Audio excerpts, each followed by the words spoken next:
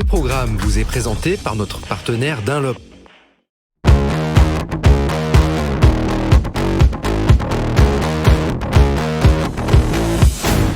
Bonjour à tous chers amis voyageurs, parce qu'aujourd'hui on est dans le voyage Anto. Voyage et de l'arsouille, ouais. Voyage et arsouille, ça résume vraiment bien les montures qu'on a aujourd'hui. On a décidé de prendre la nouvelle Honda NT 1100 et de la comparer à la Yamaha Tracer 9 GT. Pourquoi ? Pourquoi ? Parce que on va dire que dans le segment, c'est celle qui s'aligne le plus sur la fiche technique et sur le tarif. 13 999 € d'un côté comme de l'autre, chez Honda comme chez Yamaha. Sachant que là on est sur un modèle qui est sans le DCT donc. Sans le DCT, avec le DCT on monte à 14 999 €. Donc deux beaux modèles sur le segment Sport Touring, mais déjà d'emblée il y a de grandes différences au niveau esthétique. Tu sais, c'est assez subjectif, hein. Donc là on peut vraiment donner notre sentiment. Toi, laquelle tu préfères? C'est laquelle la plus belle pour toi? Bah moi j'ai un sentiment un peu en mi-teinte au niveau de la Tracer, c'est-à-dire que je trouve que ça commençait super bien au niveau de l'avant, où j'aimais vraiment bien en fait ce double optique avant assez petit en fait, très agressif, qui est très en phase avec l'identité de la machine, je trouve. Mais je trouve qu'après quand on se dirige un peu plus vers l'arrière de la moto, ça part tout de suite un petit peu plus à volo, on retrouve un peu les finitions Yamaha, que sur la Honda, c'est fait de manière plus uniforme, c'est-à-dire qu'on soit à l'avant de la moto comme à l'arrière, tout est bien fini, tout est beau, même le câblage est fait de manière assez discrète. C'est bien dissimulé, ils ont bien travaillé, il y a un soin en termes de finition qui est supérieur. Je partage ton avis. Pour ce qui est du look, moi je déteste par contre la nouvelle Tracer, comme je n'aime pas, je suis désolé, la nouvelle MT-07 ou les nouvelles MT-09, c'était mieux avant, ça c'est le vieux qui parle, mais cela dit, c'est mieux aujourd'hui parce que moi j'aime beaucoup la gueule de XADV, un petit peu plus bodybuildé. Y en a qui aimeront pas parce que quand on dit XADV on parle de scooter. Moi je suis assez ouvert et j'aime beaucoup moi ce trait. Je la trouve assez singulière, distinguée. Je la trouve très distinguée moi cette Honda. Ouais, c'est vrai. Alors qu'elle, je la trouve plus agressive et Antonin il a raison sur la finition. Chez Honda on cache un petit peu tout, sauf sous l'instrumentation, c'est assez moche ce que je vois moi là au départ. En revanche pour tout ce qui est garniture, plastique, tout est quand même bien dissimulé. Ici on voit la tripaille sur toute la partie moteur, moi je suis pas super fan. Et au niveau de l'ergo, alors c'est sympa parce qu'on a deux gabarits très différents. Moi je fais 1m83 et Antonin fait 1m12. Et bâtard. 73 mais les deux bras levés. 73 les deux bras levés, donc il fait 1m73. On a 10 cm de différence. Qu'est-ce que ça change pour toi en termes d'ergonomie sur les deux bécanes? Je pensais que j'allais aimer la Honda parce que je la trouvais déjà accueillante même au niveau du regard. Mais en fait, il y a un dessin au niveau de la selle qui me gêne un petit peu, ce qui fait que j'ai l'arête de la selle qui me... Ah, j'ai déjà eu ce phénomène, ouais. Qui me rentre un peu dans les cuisses. D'accord. Tandis que sur la Yamaha, la selle est un petit peu plus ferme que sur la Honda. Ouais. Mais le dessin est beaucoup mieux fait. Et puis pareil, le guidon monte un peu plus haut avec les gros têtes de fourche. Ouais. T'es plus sur l'ergo de la Yam. Moi j'ai envie un peu de partager ton point de vue. Je vais te dire pourquoi. Moi j'aime beaucoup le guidon de la Yamaha parce qu'il est plus ramené vers moi. Il est un petit peu plus large. Alors que sur la Honda, j'ai l'impression que je vais le chercher plus loin et qu'il est un petit peu plus refermé. En revanche, au niveau des jambes, je suis mieux sur la Honda. J'ai les jambes vraiment, tu sais, à l'aplomb de la selle, de la base de la selle, quoi. Alors que sur la Tracer 9, on trouve encore un petit peu de MT-09 à l'intérieur, au niveau des pieds, avec des repose-pieds reculés, remontés. C'est un petit peu plus physique, c'est un petit peu moins confortable, je trouve, quand on a des grandes jambes comme les miennes. C'est une Adriana Carambeu, tu vois, 1m92. Voilà. Et niveau hauteur de selle, moi je les trouve les deux assez accessibles, mais il y a quand même une petite différence. 10 mm. 810 sur la Honda et 820 sur la Yamaha. D'accord. Et en plus, je crois que la Yamaha, tu peux en plus te la rehausser. Tu peux rajouter 15 mm. Bon, ok, on est bien assis, on a nos guidons bien en main. Ce qu'on voit devant l'instrumentation, tu préfères laquelle, toi? Et bah là du coup j'ai préféré la Honda. Je trouve que le tableau de bord est mieux fichu, même si en bas en fait le Tripmaster je trouve qu'il fait doublon en fait avec l'écran. Mais non, mais c'est parce que tu peux avoir le CarPlay.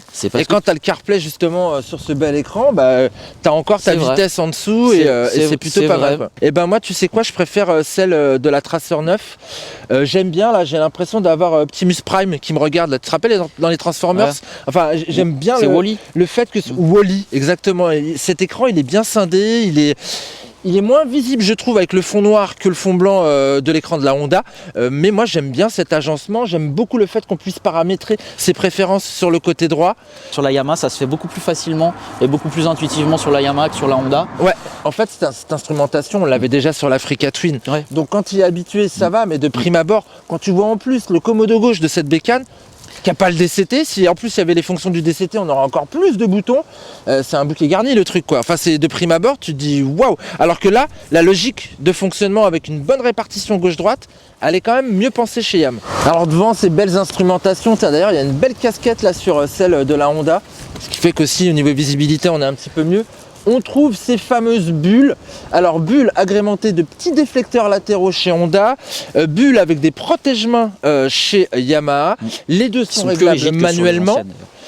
Sauf que celle-ci tu peux pas le faire en roulant, en fait il faut l'attraper par devant. Ouais. Il manque un petit truc électrique. Oh, les gars quoi, si vous voulez aller taper chez BMW, il va falloir y penser à cette solution du pare-brise électrique quoi. Ouais. Ou alors faire quelque chose de plus accessible comme sur la... Ouais, plus accessible comme sur où finalement d'une seule main tu arrives à la monter. Et en plus, ce qui me fait rager, c'est que chez Honda, les scooters Forza 350 ont des pare-brise électriques. Donc ils l'ont le petit moteur électrique à installer quoi. Moi, ce qui est un souci sur la Yamaha, enfin c'est pas un souci, elle protège bien la Yamaha, mais elle protège moins bien je trouve que la Honda. Regarde ma Honda, il y a un pare-brise qui est vraiment large, les déflecteurs ils font vraiment bel effet. Lancé à 130 sur l'autoroute, vraiment j'ai les épaules de protéger, le haut du casque. Et même, regarde en bas, ils ont même mis des petits déflecteurs marchepieds pour que tu aies quand même les pieds de préservés. La proue est sensiblement plus large. On est vraiment bien protégé là-dessus. On l'est un petit peu moins, c'est perfectible chez Yamaha, c'est dommage. En revanche, ce que tu as constaté, que je trouve assez marrant, c'est parce qu'on a quand même pas mal ramassé sous la flotte. Il y a plein de remontées d'eau là au niveau de la colonne, sur la NT, que tu n'as pas sur... Et donc c'est bizarre, tu as les pieds au sec, mais finalement tu t'en manges sur le buste c'est qui pour ça remonte que de la roue. Le buste assez... D'accord, ça c'est intéressant. Et moi j'ai envie de te dire que niveau confort aussi, je me sens un petit peu mieux sur la Honda. Je trouve que les suspensions sont un petit peu plus souples. Je sens qu'il y a un petit peu plus de débattement.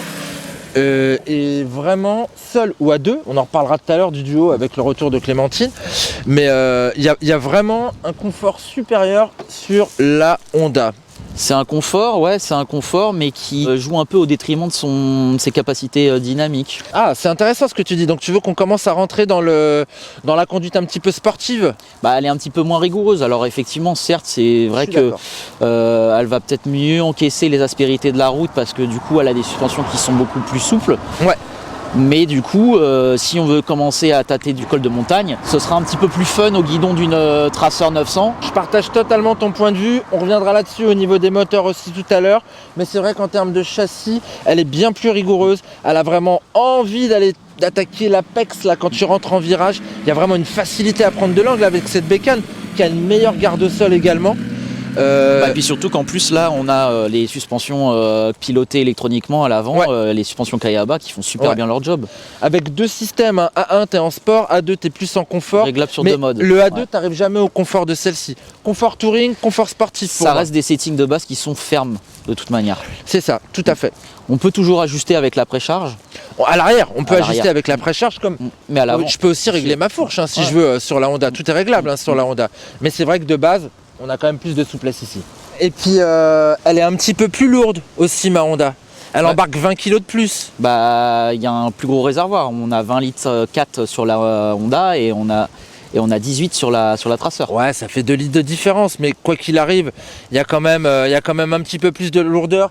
Il y a une répartition qui est... Même si on est sur une boîte manuelle, c'est vrai que tu es à 239 kg. 239 quand même déjà quoi. Que là, et puis avec une répartition des masses assez homogène entre avant et arrière, alors que là on a aussi un truc un peu plus sportif, on a plus de poids vers l'avant. Une géométrie je trouve qui bascule un peu aussi la bécane sur le train avant. Ouais, c'est une assiette qui est quand même un petit peu plus sportive sur Déjà de base c'est un peu plus sport. Sur la Tracer, c'est clair. C'est clair que là, on a plus limite pour exagérer la chose. Des fois, on a presque l'impression d'être sur un cruiser en fait. C'est ça, un peu sur la Honda. Ce comportement sportif, il est en adéquation totale d'ailleurs avec ce moteur sur la Tracer.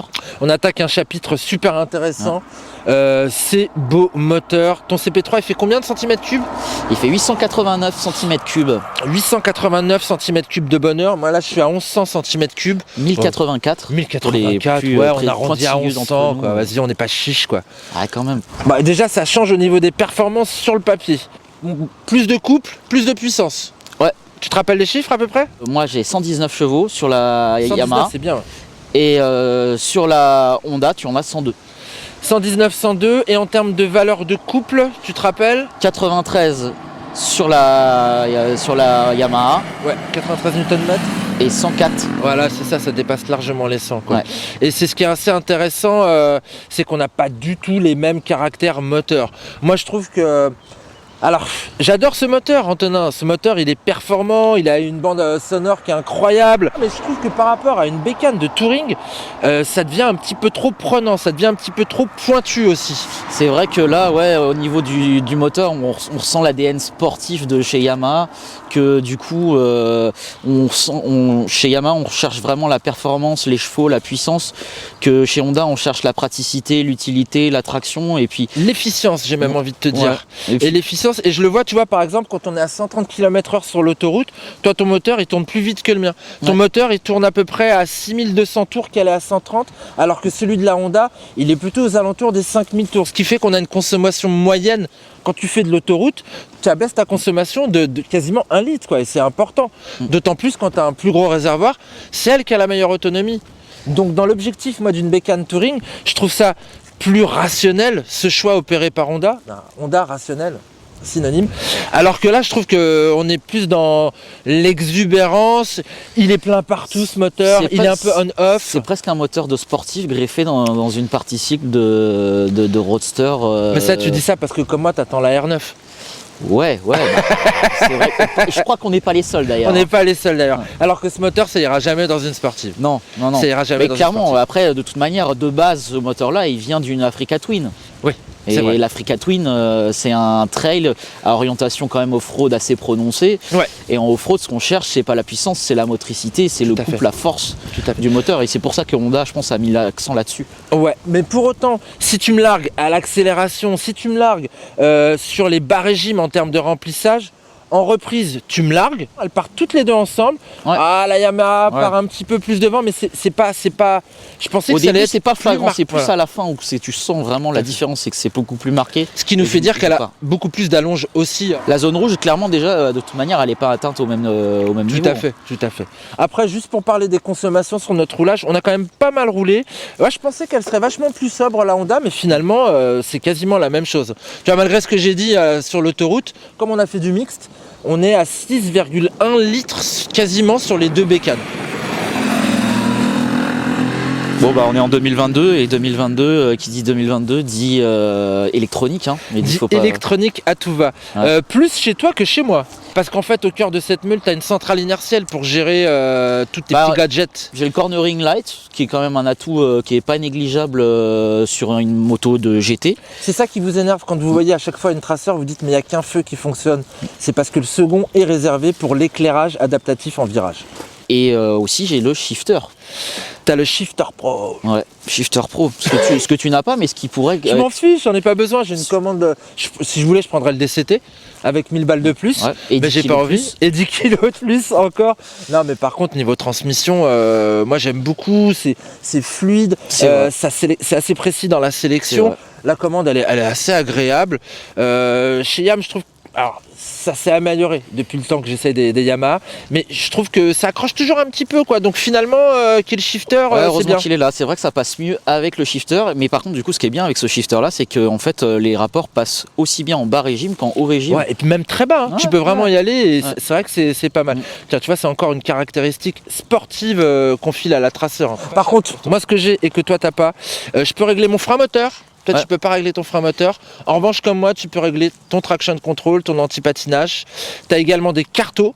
T'en as combien? 4 cartos. Bah, comme chez moi, là-dessus, y a pas c'est pareil, c'est la même chose. Alors après, où on se retrouve, pour moi, c'est au niveau du freinage et au niveau des pneumatiques. J'ai un peu l'impression qu'on a la même chose des deux côtés, alors que pas du tout. On est chez Bridgestone sur la Tracer 9 avec du T32. Et ici, on est chez Dunlop avec un Sportsmax GP300. Et franchement, au niveau du grip, c'est vraiment comparable. Je trouve que ça optimise un petit peu le caractère polyvalent, bon à tout faire de ces outils, quoi. Ouais, c'est ça, c'est polyvalent. En fait, ces pneus-là, ils sont aussi bons sur le sec que sur le mouillé. Ouais. Et puis, on peut mettre du rythme, ils mettent en confiance. Ils mettent en confiance, ils remontent vraiment pas mal d'informations. Ouais. Et puis, au-delà de ça, nos systèmes de freinage, je les trouve vraiment performants et agréables parce qu'on peut vraiment les doser. Ça, c'est vraiment une bonne chose. Tu as certainement des meilleurs étriers que les miens. Tu es sur du Nissin, je suis sur du Handmade Yamaha. Handmade Yamaha, comme leur système ABS, on en parle ou pas? Parce que je le trouve toujours intrusif, moi, chez Yamaha. Alors qu'ici, tout est doux, tout est feutré. C'est vrai. Tu sens pas vraiment les interventions. Bon, au niveau de l'avant, pour le déclencher, franchement, il faut y aller. Mais par contre, au niveau de l'arrière, ça se déclenche assez facilement. Et surtout, le retour dans la pédale de frein, il se fait beaucoup plus facilement ressentir que sur la Honda, où c'est quand même beaucoup plus feutré, beaucoup plus fluide. Okay. Moi, je pense que vous savez à peu près ce qu'il en est des qualités dynamiques des moteurs de ces bécanes. Là où elles se différencient maintenant, ça va être au niveau des équipements. Bon, alors déjà, on a les valoches des deux côtés de série. Elles sont bien différentes. Elles sont bien différentes. Alors, moi, je dis ma préférence directe, mec. Moi, je préfère celle de la Honda. Non pas parce qu'on peut y mettre un casque, on peut pas y mettre un intégral. On a essayé de coller des NXR dedans. Des deux côtés, ça passe pas. Mais je les trouve, moi, un petit peu plus logeables. C'est vrai, mais par contre, je trouve que moi, au contraire, les Yamaha, je les ai trouvés super pratiques, beaucoup plus pratiques que les Honda. Ne serait-ce qu'au niveau du système d'ouverture et de fermeture, en fait, tu as juste à paramétrer au niveau du barillet sur quelle configuration tu veux mettre tes valises. Et tu n'as plus qu'à appuyer sur un bouton et ça s'ouvre, c'est pas mal fait. Cela dit, je les trouve quand même assez basiques des deux côtés. Dedans, tu vois, les lanières, il n'y a pas de cheminement spécifique. Voilà, on est sur un équipement qui est agréable, mais on a un équipement simple. Les poignées chauffantes, toi t'aimes ça? Moi je déteste ça, mais toi t'adores ça, Mehdi. Moi j'aime bien ça, moi je viens du pays du soleil, donc il faut que ce soit chaud pour que ce soit bien. Ouais, non. Et des deux côtés, je trouve ça quand même bien fait. Il y a plus de réglages chez Yamaha, et ça c'est plutôt bien foutu. Ce qu'on trouve aussi en commun, évidemment, on a des béquilles centrales des deux côtés. C'est aussi difficile à les mettre sur centrale d'un côté comme de l'autre quand c'est chargé. Toi, tu as une prise USB. Justement, moi j'ai les deux. J'ai la 12 volts et l'USB. Enfin, la prise allume-cigare et la prise USB. Et moi, je trouve ça cool. Toi, t'as que l'allume-cigare, mais bon, voilà, t'achètes 10 balles ton petit adaptateur et t'as refait la même manœuvre, quoi. Ouais. Dernier petit point avant de vous quitter, un point majeur, c'est le transport d'un passager. Fatalement, quoi. Ouais. Est-ce que tu peux tout faire avec ces bécanes-là? Bah oui. Bah oui, mais tu vois Clémentine justement qui est venue avec nous, qui a pu faire pas mal de kilomètres sur les deux, celle qu'elle préfère c'est la Honda. Elle préfère la Honda, pourquoi? Elle m'a dit suspension plus prévenante, la forme du siège qui est mieux faite. Ce qui est paradoxal, c'est que sur la Tracer, le siège est un petit peu plus large mais avec les poignées passagers, solidaires d'un éventuel porte-bagages ici sur la Honda, elle se sent quand même un petit peu plus calée. Elle me disait aussi que le bruit sur autoroute du CP3 était trop prenant par rapport au bruit de la Honda, qui n'est pas insipide. Il y a en effet une âme, tu as raison, mais c'est moins prenant et finalement c'est ce qu'on veut. En revanche, tu vois, moi qui suis si content de cette protection, elle m'expliquait que sur autoroute, finalement, elle était un petit peu plus chahutée à l'arrière. Elle était plus en proie au flux, elle avait un petit retour qui était aussi désagréable. C'est le seul point sur lequel la Yamaha est plus sympa avec elle. Sinon pour le reste, le duo l'emporte. Ouais, le duo l'emporte sur la NT 1100. Sport touring des deux côtés, mais plus touring et plus sport en fait. Les deux ont la même utilisation, mais pas au même rythme en fait. Donc c'est pas le prix qui va départager non plus, on en a parlé en début de sujet. Bon, ça pourrait être le look. En tout cas, vous pouvez retrouver tous les détails de ce comparatif, écrit d'une main de maître par Antonin Ploquin. Et il y en a des détails, il y en a des choses dont on ne vous a pas parlé, parce qu'il y a énormément à dire sur ces motos qui sont quand même, somme toute, hyper polyvalentes, qui sont bonnes à tout faire pour tous les jours, comme pour le week-end, comme pour le long cours. C'est un très bon choix. Moi, je vais quand même repartir à bord de la Tracer.